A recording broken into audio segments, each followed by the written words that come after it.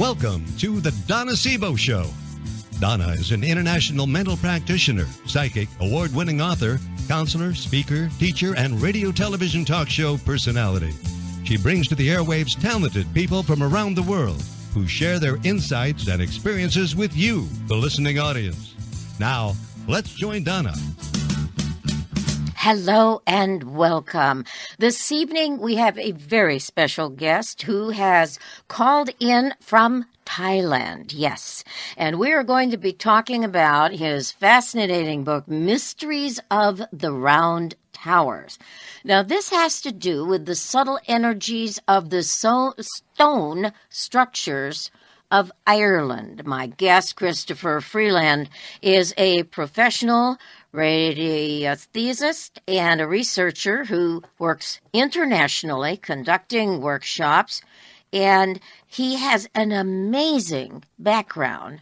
And we're going to find out how it is that these round towers became so significant in his research and in his life. Christopher Freeland, I want to welcome you to my program. Thank you very much indeed, Donna. It's a great honor to be with you. I am absolutely fascinated with your background. You have been a Gurkha officer, a Hindu monk, a French-English technical translator, and you're living in Thailand. My goodness, you did have a very unique journey in life. What brought you into the desire of researching and exploring these round towers that are throughout Europe, but especially in Ireland? Well, there seem to be 63 or so round towers still standing, or stumps, in Ireland. There are a couple in Scotland, but this is the only area where they can be found. Some researchers would compare them to the Italian, the Sardinian Campanile, but it's simply not the same thing because of the two very present facts. All the towers are located over the crossing of underground water. Now, underground water, especially in feng shui, is a pretty dangerous factor because of the frequencies that reach the surface where we live. The most dangerous being the crossing of underground water because you have two flows. So you have two definite magnetic fields which are going to reach the surface and can cause an awful lot of trouble. I would maintain that they can be life-threatening, and therefore probably the round towers were built over these sort of telluric influences in order to modify their damaging effect. When we look at so many of the things that are being shared via the technology of today, it's like my being able to talk with you as we are doing today. That wouldn't have been conveniently possible not, a few years ago. Here we are, and you're researching this, and I'm watching earlier this afternoon, I am watching these videos that have been put up, for example, in China, and they have experienced such heavy floods. They have had hillsides just within this past week that have been crumbling. And when you watch the videos, the people that are taking them are taking these videos on their cell phones. It is amazing. We're talking about massive amounts of mountains, trees, rocks, boulders as big as a house coming down. And when you look at how they're separating from the environment they've been in for perhaps thousands of years, and all of a sudden, here we go. They're coming down and they're affecting people's lives. And there's this massive amount of water that is being produced by the storms, the monsoons, that are happening right at this time. And this is something that when we think about it, we look at so many parts of the globe, including areas in the United States, that are experiencing very serious situations relative to water. And water is such a powerful force. What is it that in you're working and researching these round towers that makes such a difference that they were built over the crossroads of water that you say have just a very powerful negative effect? And I can remember hearing this many, many years ago by someone else that was doing some research. And I thought it most intriguing because so many times people want to live near streams and in environments that are close to the water. Why is it that when it crosses, like a crossroad, that it makes such a difference? Of course, I don't know. Perhaps a superior intelligence that governs it all might be able to help us. Water present in the earth is there about 90%. So obviously outside of the oceans, which account for almost 73% of the world's surface, the remaining water content, 90-odd%, is below the earth. So I've got a feeling the ancients were aware of this and how potentially important it is to our well-being, not only where we live, but our agriculture. And I think this is what the builders of the round towers were up to. They were able to locate, as we can today, but using rather spooky dowsing methods, the presence of underground water, the direction, the crossing points. And why is Ireland so green? I find that it rains probably as much as in Normandy or in other parts of England or Great Britain, but it is incredibly rich agriculturally speaking. And that's one of the rather interesting points which was so often repeated by local farmers when I was researching. They would say, well, the grazing is fantastic around the towers. So it is enhancing the soil. It is enhancing the growth of protein, the growth of grass. Now, the why, well, they're there. 63 of them. I mean, you can't avoid them. They're even found in the middle of towns. In Dublin, in so many towns around Ireland, you suddenly see on the horizon a round tower.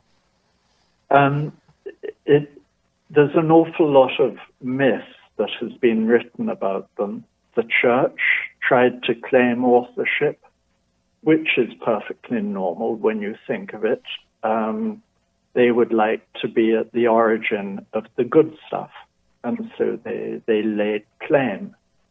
But this is very soon questioned because the church buildings, the ecclesiastic buildings located near the towers, are not using the same structure. When I say structure, the people who built the towers were laying the stones with the negative magnetic polarity of each stone facing upwards. Now, again, I'm sort of getting into a domain which is perhaps not so well known. Stones are magnetic. Mm-hmm. Well, we know the world, the earth is magnetic. We are too. But the ancients were using it. In your book, you talk about some traditions, and you have quite a bit of background relative to the Indian traditions, having been a Hindu monk, and being in various areas of Asia. And there's so much that you have learned in your years of doing research on this. You say in China and India, stone is considered the origin of water since it comes from the depths of the earth. And there was in the 1960s a gentleman, Stephen Rees, who was a German geochemist, and his commentary about water produced deep inside the earth in crystal rock is really, his report is just amazing. Well, look at what has gone public when we think of the Japanese scientist who showed that water responded to common Muto. Yes. Yeah. And so we have this. This is fascinating that someone, back at that point, but even we go back centuries ago, that water has memory. Water, it carries that memory. And that's why it's so important for us to look at what we have done that has created some damage. But with stone, the magnetic properties, that also has been something that was understood by the ancients. And here we are today with quantum theory, even carrying that further in the realms of science. So when you're looking at the information, and you mention a number of individuals in your book relative to this, but you talk about the diamagnetism and the paramagnetism. What does that relate to? Well, these are sort of comparisons of magnetic force.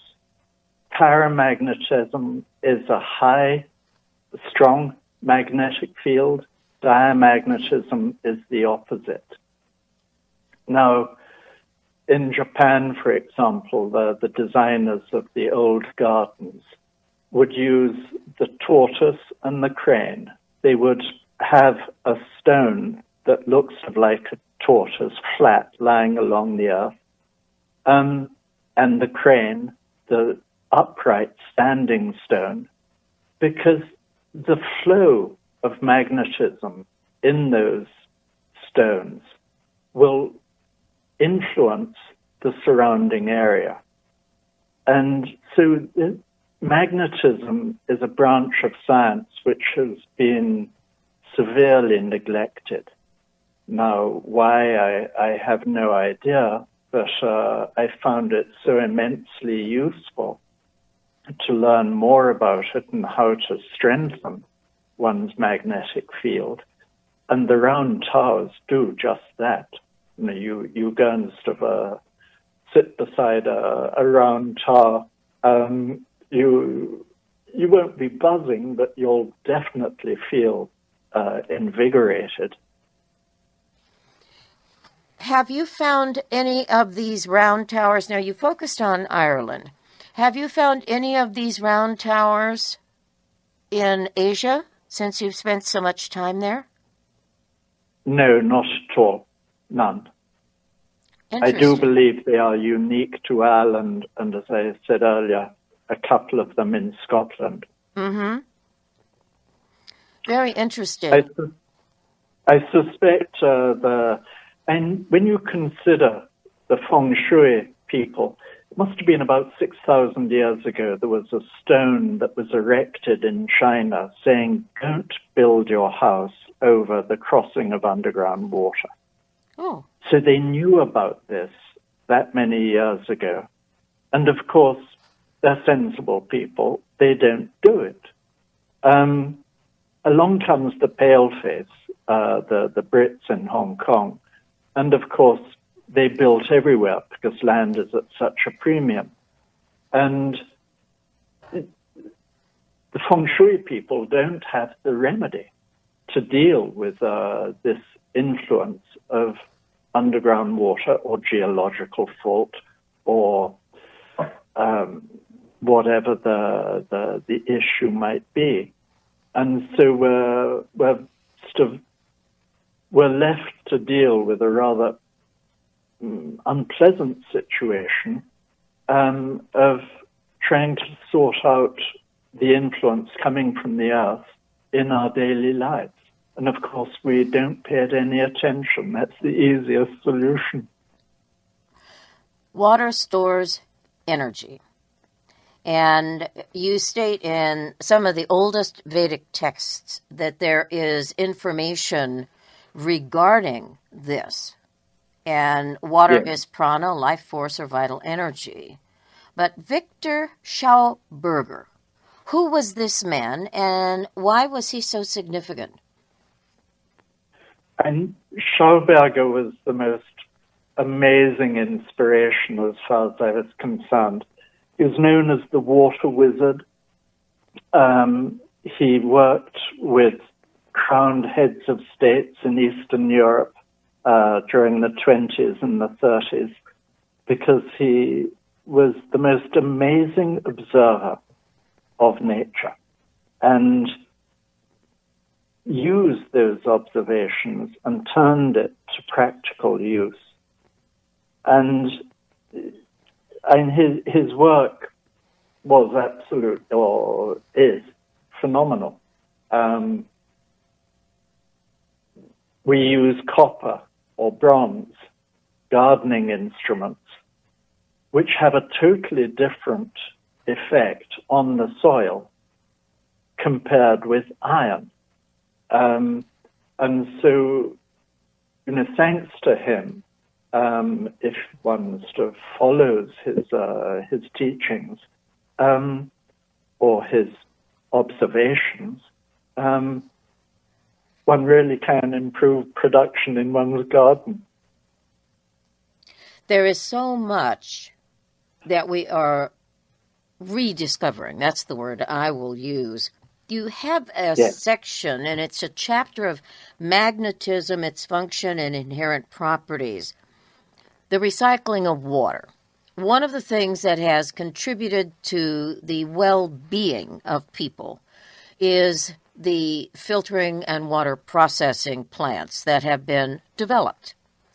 And it has made a great deal of difference because a lot of bacteria, like cholera and this type of thing would be, eliminated. Now, chlorine is used. Certain areas, not all, but certain areas add fluoride. And they have found that fluoride isn't something that should be added to the water. And I've been aware of a lot of challenges with water. In today's world, they have developed a very, very fine filtration system. They use UV lighting, etc., to try to clean up the water so it's healthier for consumption. However, the one thing they haven't been able to deal with is the chemical aspect of pharmaceuticals that have gone into the water, into the waste treatment process. And this has been very, very much intensified, I think, since the 50s and 60s. So here we are today dealing with challenges that our ancestors were not necessarily dealing with. We thought we corrected one aspect, but yet we've got other things that have to be looked at. Yeah. And it is amazing. And you talked about something in your book that I thought was absolutely fascinating. I had never heard of this, is that in the process, a fistful of very small crustaceans are thrown into the water of the final tank in the processing of cleaning up water, so it's drinkable from the tap. And you say if there's a bunch of these little creatures that just go across the surface of the water, it's great. That means the water is healthy. But if it does not, if they die, then it has to go back through the purification system. I have never heard of this. Is this done in Europe? I suspect it's done throughout the world. As a translator, I used to work for Bouygues, Degremont, Lyonnaise, Des Eaux, various water companies that were selling their purification systems, which are really large installations, to the English-speaking parts of the world. And the wonderful thing about doing that kind of job, you could go and knock on the door and say, can I possibly visit so I get a better understanding of how this works?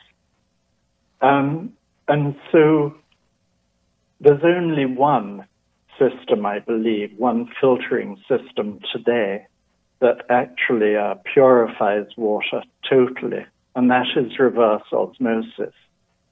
Unfortunately, reverse osmosis kills everything. Mm-hmm. It will kill the estrogens from the birth control pills. It will remove the heroin from one's sort of addicted neighbor's urine. The problem is it kills everything, so the water is dead.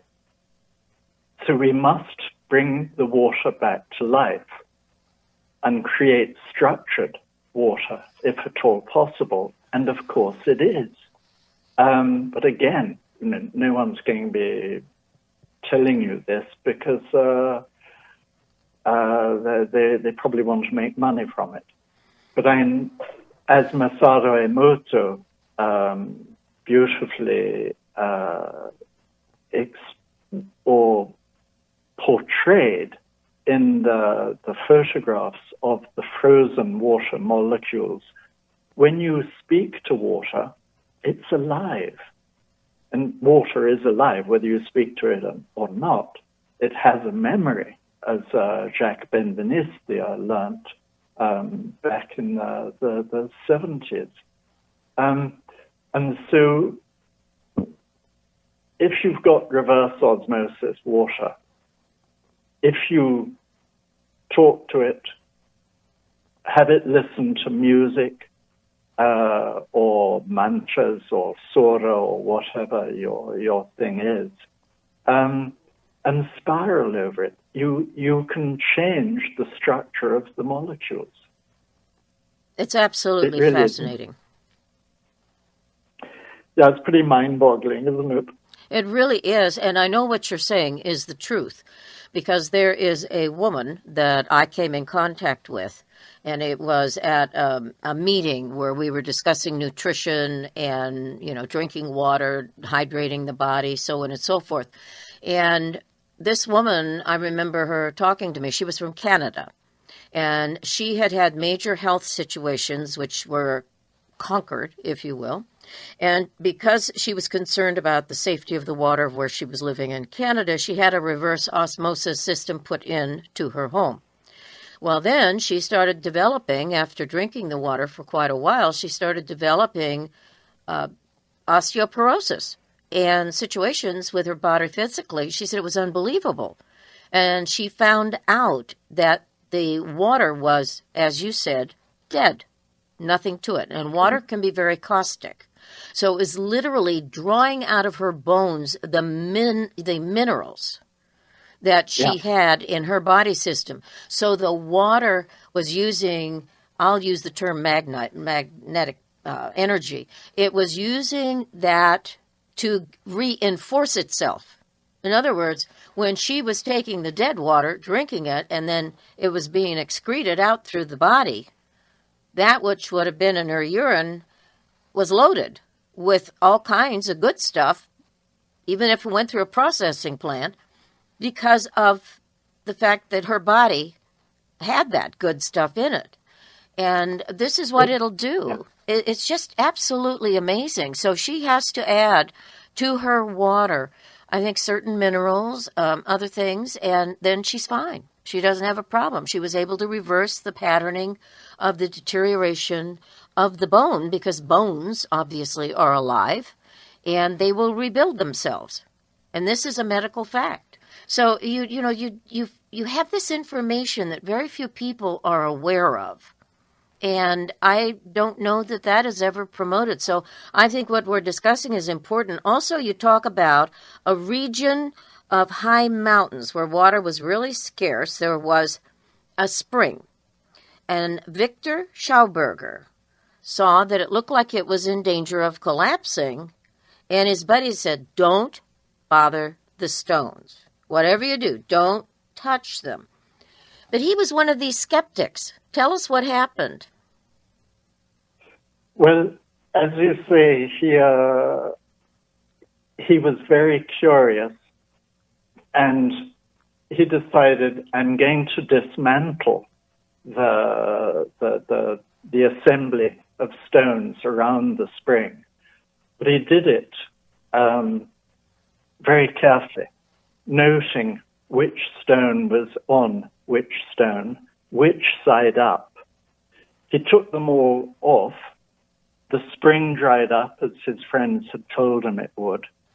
But then he reconstructed in a little more sort of tidier fashion the stone structure. And lo and behold, 2 days later, the water started flowing again. Now, this very much on the strength of that observation of Schauberger, I hypothesize that the round towers, because they are using the magnetic structure of each stone, we're doing exactly the same thing. So, in other words, it's as if the round towers are drawing the water up to the surface. Not exactly the water. It might be raising the water level. I wouldn't be able to prove. But it is drawing the energy of the frequency of that underground water up to the surface. And then it goes into this sort of funnel, the tower, which is almost 30 meters high most of the time, with openings. And that energy then goes out through the door, through the windows, out into the neighborhood. Mm-hmm. And that energy it does stuff. Yes, it does. Your chapter on magnetism in the body, of course, you're very, very much aware of radiesthesia. And this is something I don't think the word is in many people's vocabulary, number one. And number two, I don't think that there is that much awareness about what radiesthesia is. And you've published a number of books relative to this. Tell my audience what radiesthesia is and why it became such a focus for you. Well, basically, radiesthesia means the perception of waves. Radius, Latin for wave, ray, esthesia, Greek for perception. So a dowser is picking up through his hazel twig or through his pendulum or through his dowsing rods what is going on underground. What is it he is looking for? Maybe he's looking for treasure, maybe he's looking for ordnance, unexploded ordnance, or just underground water. And one is able to, as a human, to do this. I personally trained 3 hours a day for 2 years in order to become efficient, because I have to have confidence in what I do. Otherwise, it could be dangerous. And so this capacity, this human capacity to connect with what is around us, is perfectly normal because we're part and parcel of it. But unfortunately, this is not what we learn at school or anywhere else. And basically, with radiesthesia, with the pendulum, I prefer the pendulum to the rods because I just use one hand. There is nothing that you can't ask.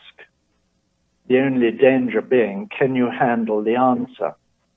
Obviously, it is binary. It's only going to give you a yes or a no. So you have to be a bit of a detective to really work things through, which is the wonderful thing, because you're using your intellect for what it should be used for, referring to the heart, because I believe it is the the electric current in the heart that connects us with everything else. And so the intellect is saying, hey, I need help, I don't know. Can you please give me an answer? And of course, the answer lies in the all-conscious. I don't like the word unconscious or subconscious. I find it rather derogatory. And the heart has access to everything. So again, it's a rather strange metaphysical phenomenon, but I find it very helpful to have an explanation as to what I'm doing, what I'm using. You talk about the difference in polarities, magnetic polarities in men and women. You say, generally speaking, men have a positive charge emanating from the palm of the right hand and a negative one from the left. And there's situations where that may not be the case, but in general, that's what it is. And women, in contrast, have a positive charge emanating from the palm of their left hand. And again, there's some extenuating circumstances where that may not be the case. And this, I think, is fascinating because it is very real. The physiology, the differences with people, that physiological sensation that will occur sometimes in the palms of the hand. And healers will often talk about one palm being stronger than another. It really is very intriguing, and because we do have magnetic properties in the body, and you have in your book not only some photographs of some of the tall towers, but you also have images of the female biomagnetic points and the male biomagnetic points. And you talk about how we can re-energize our biomagnetic field. Now, this sounds all very scientific and very formal. Why is that something that you felt we needed to be aware of? Because it's immensely useful. The stronger your magnetic field, that is going to have an impact on the electric current in your body. Don't forget the EEG, the ECG is reading your electric current, and it is a very important factor in modern medicine. It's highly indicative of the rate of flow in the meridians, in the nervous system, and the blood. So if you can increase the electric current by using the magnetic field, you're in a much stronger position. Now, obviously, things like Reiki or the laying on of hands, which I practice a lot, is hugely influenced by the strength of the magnetic field of the hands. But one must be careful where and how you put them down. Because, for example, you wouldn't want to be putting your positive hand on the front of your forehead, because that is a positive magnetic point. Put it on the back of the head, and you'll find it a lot more harmonious. So it's, as always, we learn so much. We're terribly ignorant, and we just muddle along, picking stuff up as we go, and adopt it according to our needs and requirements. Mm-hmm. You have a very, very significant commentary in a medical paper that was written in June of 2014, and this is going to sound very formal to most of my listeners. 60 hertz electric field changes the membrane potential during burst phase in pancreatic B cells in silico analysis, and that was by a Mr. G.F. Neves, N-E-V-E-S. And this was something that they worked with the magnetic electrical field, and it had a big impact on a very serious situation with the pancreas. So we have so much research that actually has been documented, but it's been a very slow process to recognize, I think, of the value of this. I mean, people's bones have healed because of using electrical energy. I mean, there's just so much that I like to think, because of the quantum aspect that we've entered into, that it is just it's revolutionizing. It's making us go forward in such a level of speed. Instead of waiting for 50 years for something to come into place, it's happening a lot quicker. And I think that's because of our communication capability, which I get very, very excited about. Now, you go into the geopathic stress, look at what's happening around the world. We have the huge crack in Africa as a continent. It may end up splitting in half.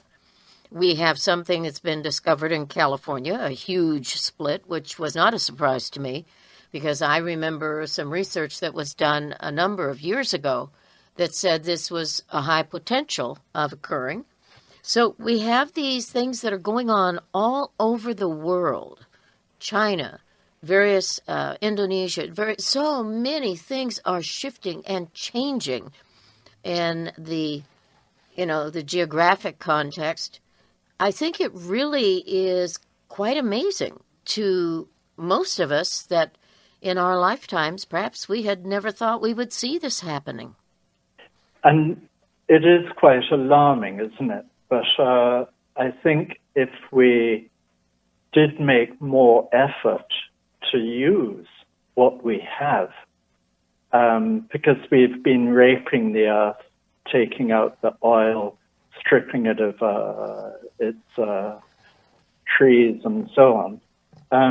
I think if we did try and give back a little in the form that we are able to, and that is via the magnetism, because that is our innate birthright,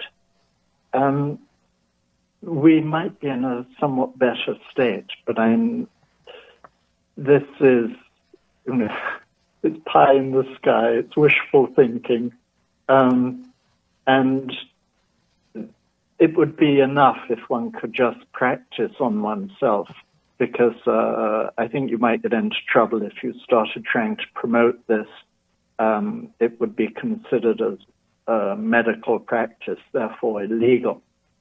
But I think knowing or discovering or learning how it works and then testing it on yourself,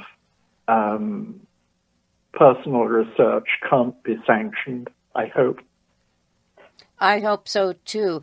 You bring up a story in your book about a medical doctor in Germany, Gustav Freiherr von Pohl. And excuse me if I have massacred his name. But I'm sure he'll forgive you.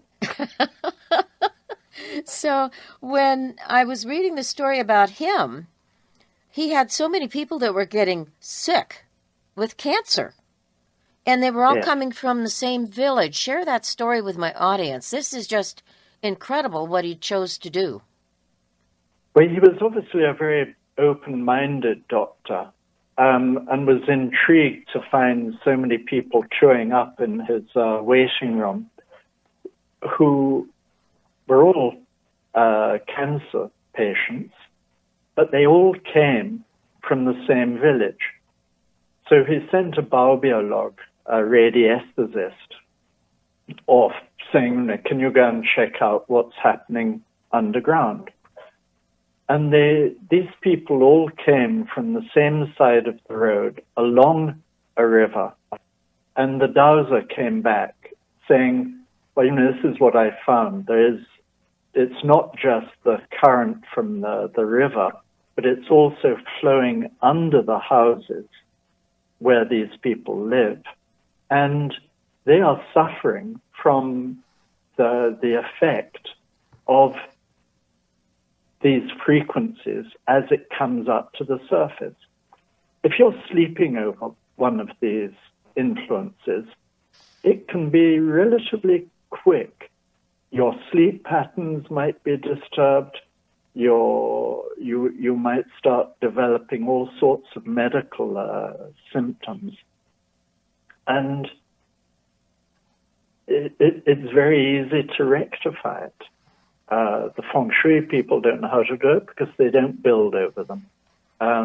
I studied a Chartres Cathedral for 10 years or so, and I think cracked the secret as to what they were doing in order to create an environment where you were safe from these underground influences. But that's another story. Well, I know that we're just about out of time, but I want my listeners to know that you talk about the polarity principle and the use of magnets when applied to the skin over a broken bone heal the bone faster than it would heal without them. And there's so much more. And there's the stone towers, and you give the information on the various stone towers. There is a great deal of information and history that is put together. So if anyone is curious about this, they have resources that they can go to. Now, Christopher Freeland, again, you are in Thailand, and I'm just so pleased that we have been able to have this time together. Your website is radiesthesia.online. Now, I'm going to spell it out, and that is RADIESTHESIA,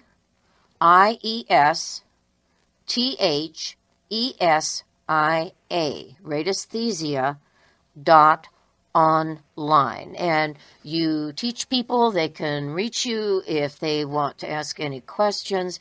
I really think that this is a fascinating publication, and so much of the information that you share comes from different cultures, and the commonality and theme of how we need to be aware of certain things so that we enjoy better health. I think this is fascinating. It is really fascinating. The book is Mysteries of the Round Towers, The Subtle Energies of the Stone Structures of Ireland and a few in Scotland. But there's so much more in this book that's really fascinating. Christopher Freeland, I want to thank you very much for being my guest. Thank you so much for receiving me, Donna.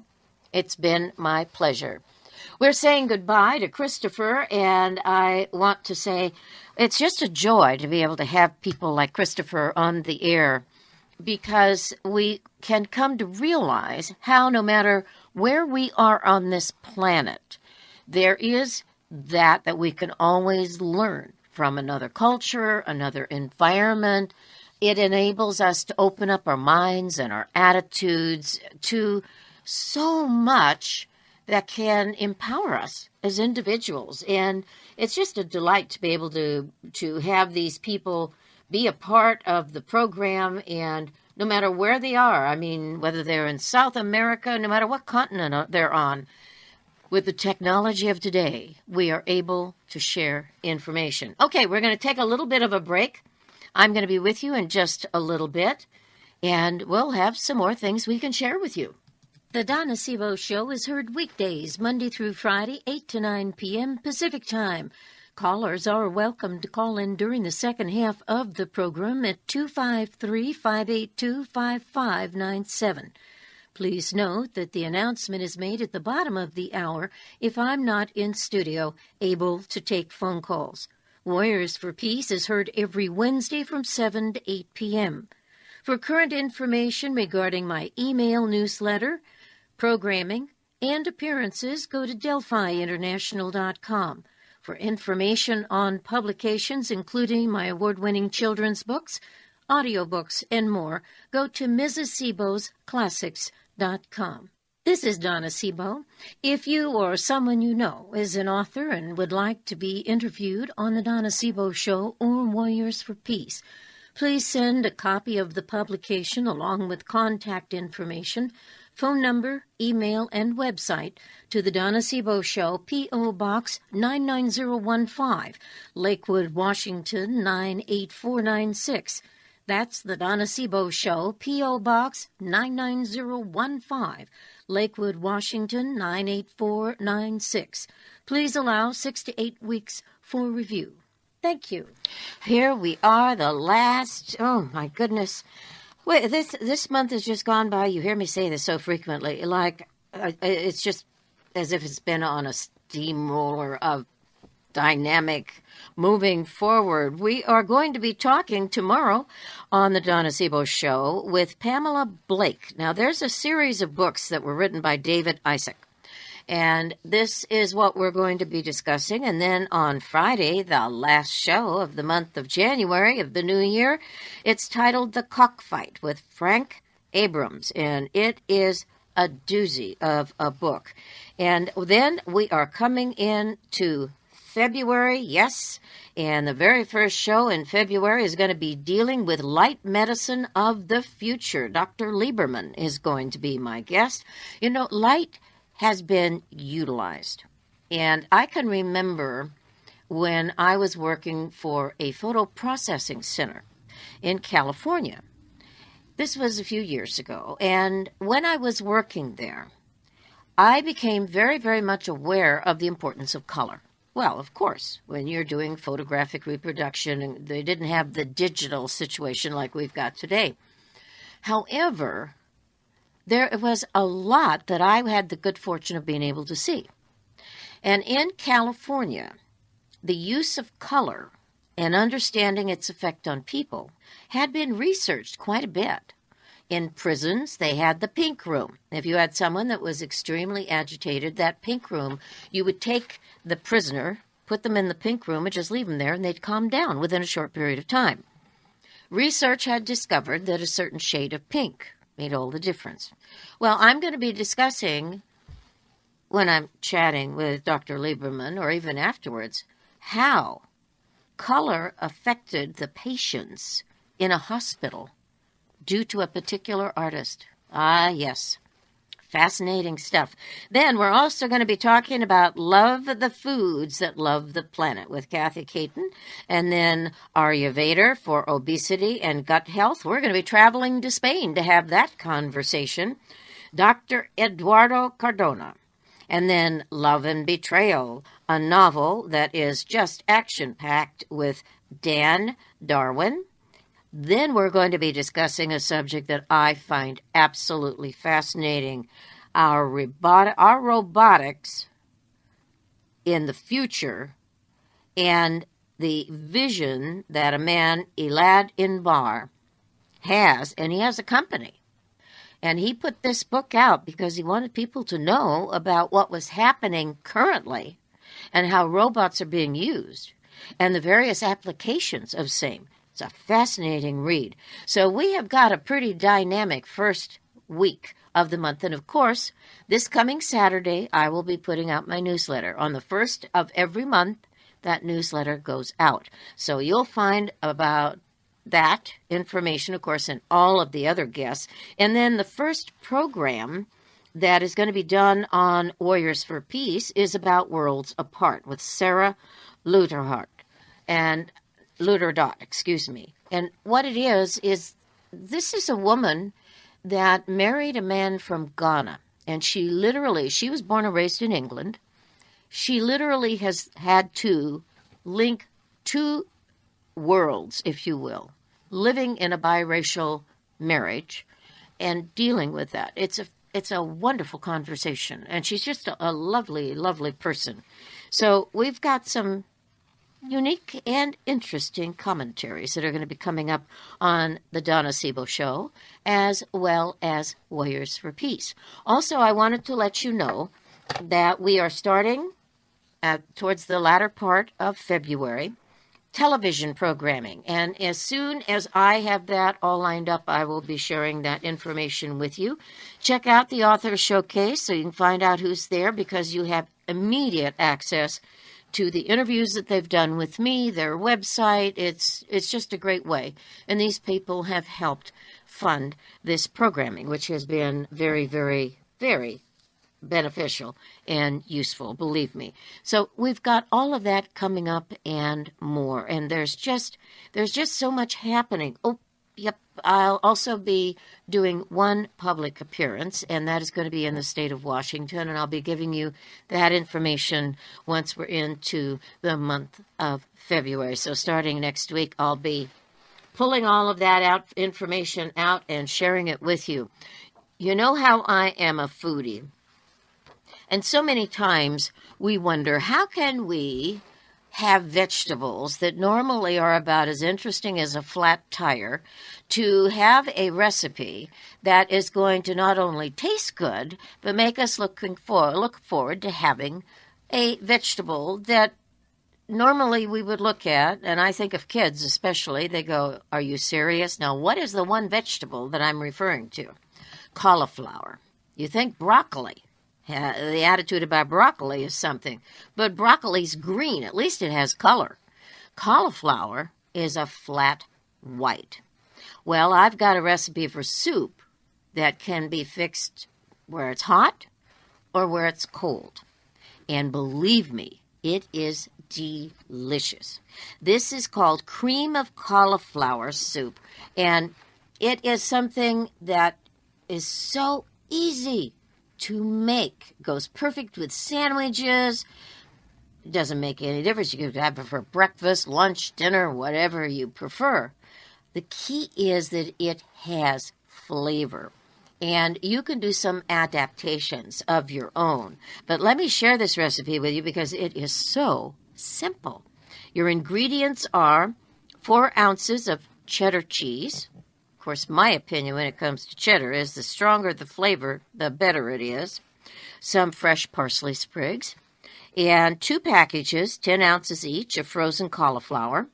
2 cans, 10 3/4 ounce each, of cream of celery soup. That's it. Oh, excuse me, 2 cups of milk. You're going to need that.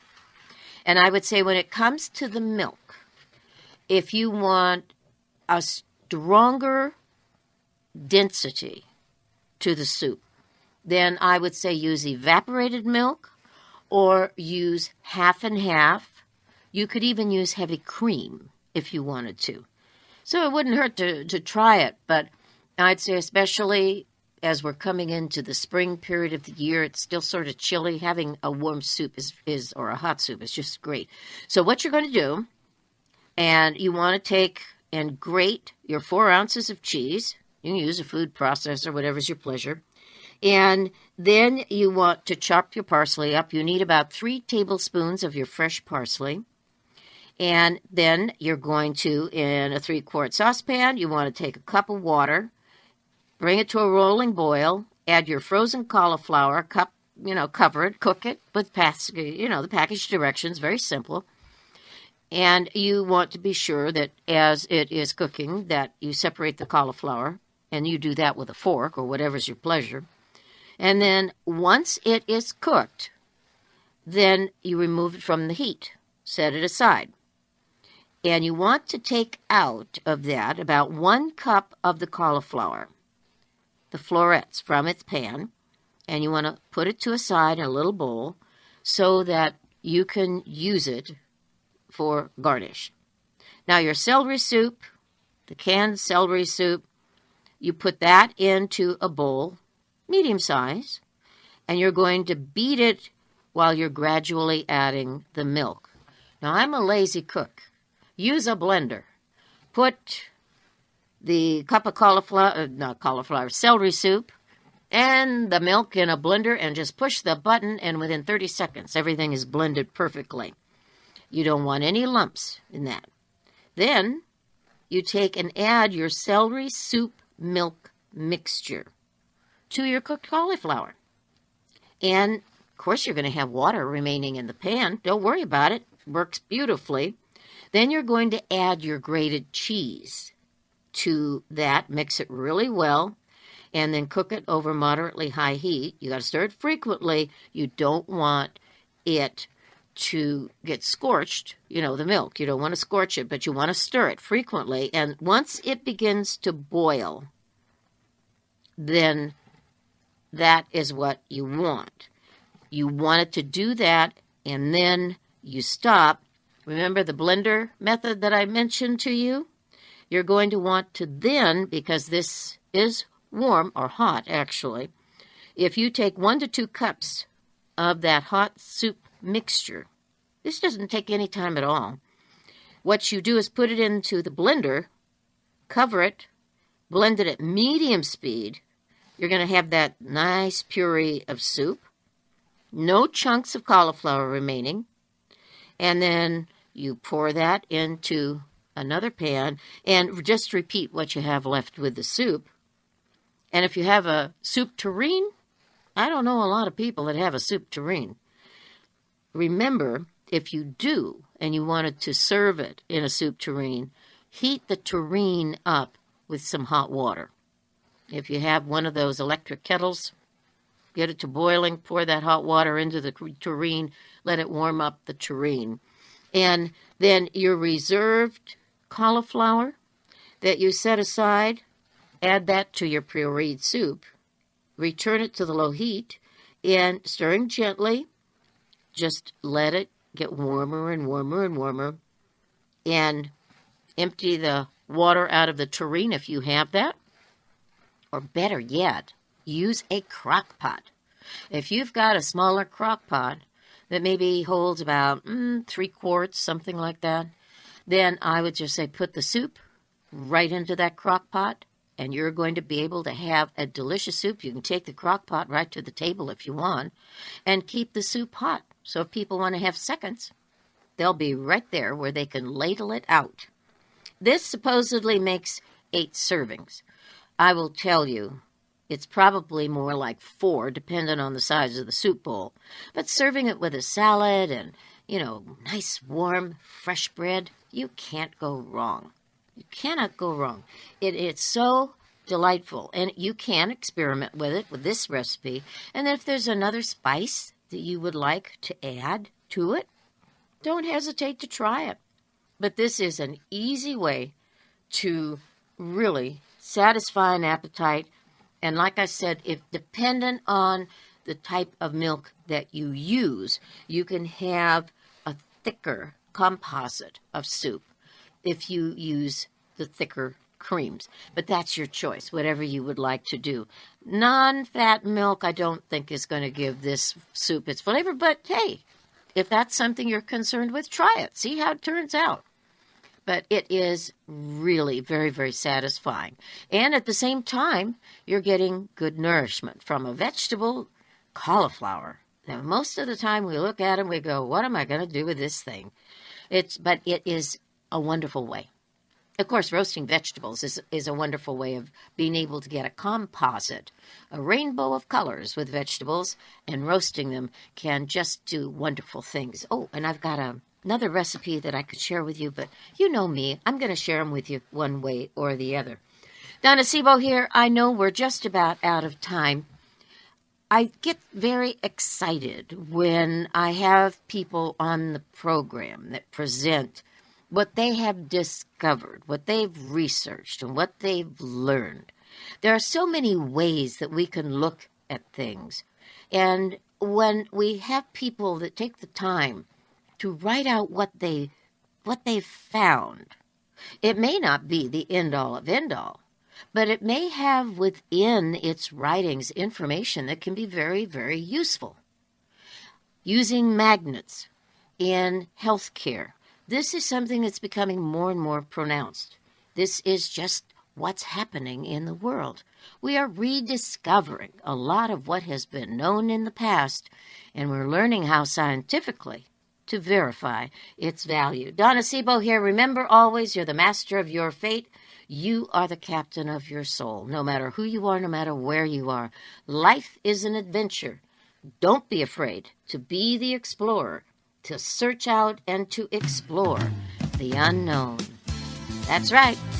You're the boss of your own space. Take command. Donna Seebo here. I'll talk with you tomorrow. Bye for now.